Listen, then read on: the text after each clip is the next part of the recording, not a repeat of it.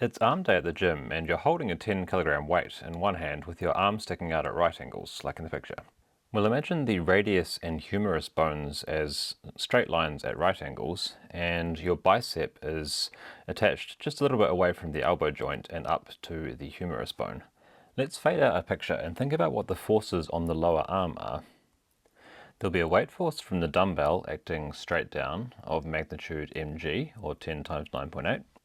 By the way, we've been told to ignore the weight of the arm itself.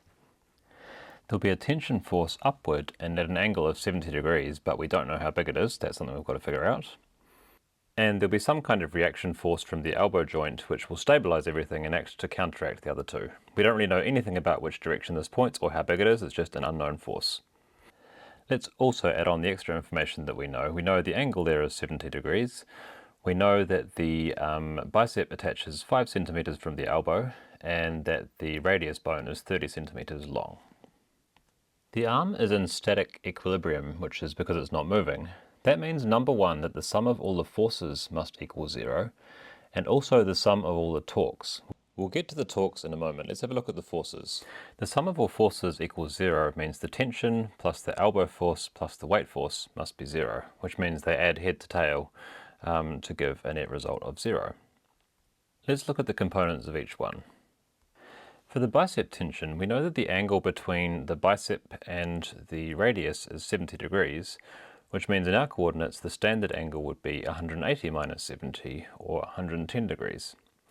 So in components, it's going to have an x component of t cosine 110 degrees, and it's going to have a y component of t sine 110 degrees. Remember, t is the magnitude of the tension. We don't know what it is yet. What about the elbow force? Well, we don't know anything about that, so let's just call the x component ex and the y component ey. What about the weight force? Well, we know its magnitude is mg, which is 10 kilograms times 9.8 meters per second squared, so that will be 98 newtons. And as a vector, it will have an x component of 0 and a y component of negative 98 because it's downward. And altogether, those add to 0, 0. So this vector equation is really just two regular equations in our three unknowns t, ex and ey. And you can see if we write these down that we don't really have enough information to find t, which is what we're after, so we're going to need to do something else. So what we need to do is consider the torques as well, sometimes called the principle of moments. So in order to work out torques, we need a fulcrum. This problem has a fairly natural one, which is the elbow joint, but it's worth remembering that you can actually choose the fulcrum to be wherever is convenient for your working. So it's usually good to place it where an unknown vector is, in our case the elbow joint. And now we just need to work out the torque from each force around that fulcrum. Start with the elbow joint. Well, the torque from the elbow joint is 0 because the force is acting where the fulcrum is, so it's at a distance 0 from it. Now let's look at the tension force. The tension force is going to be a positive torque because it is trying to rotate the lower arm anti-clockwise in our picture. So to work it out, we multiply the distance from the fulcrum, which is 5 centimeters or 0.05 meters, by the magnitude of the tension force T. Now because it's not at right angles, we also need to multiply by sine of the angle. Now you can use 70 degrees or 110 degrees, they both give the same answer.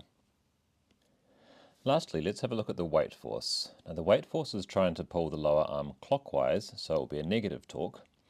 It's at 90 degrees, so all we have to do is multiply the distance from the fulcrum, which is 0.3 meters or 30 centimeters, by the magnitude of the weight force, which is mg, which we already worked out to be 98 newtons. So what we end up with when we put these three torques into the torque balance equation is another equation we can use to help find our unknowns. So combining those with the force ones, let's write all those three equations down together. So if we label those equations 1, 2 and 3, you can see by looking at them that we can use the third equation that came from our torque balance to find how big our tension force T is. This equation rearranges to give T is 0.3 times 98 divided by 0.05 times sine of 70 degrees, which rounded to the nearest newton is 626 newtons. And that's really what we wanted to find for this question. We were wondering how big the tension force in our bicep had to be to hold that 10 kilogram weight in our hand. You can see 626 newtons is quite a lot more than 98 newtons, which is the weight force from the mass. So because of the angle and how close it is to the fulcrum, the bicep muscle actually needs to exert a much larger force than the weight force of the mass. We're not going to do this in this video, but if you want to find EX and EY, i.e. the elbow forces, you can now go back to equations 1 and 2, using the value of T that we just calculated to work out what those are as well. See you next time.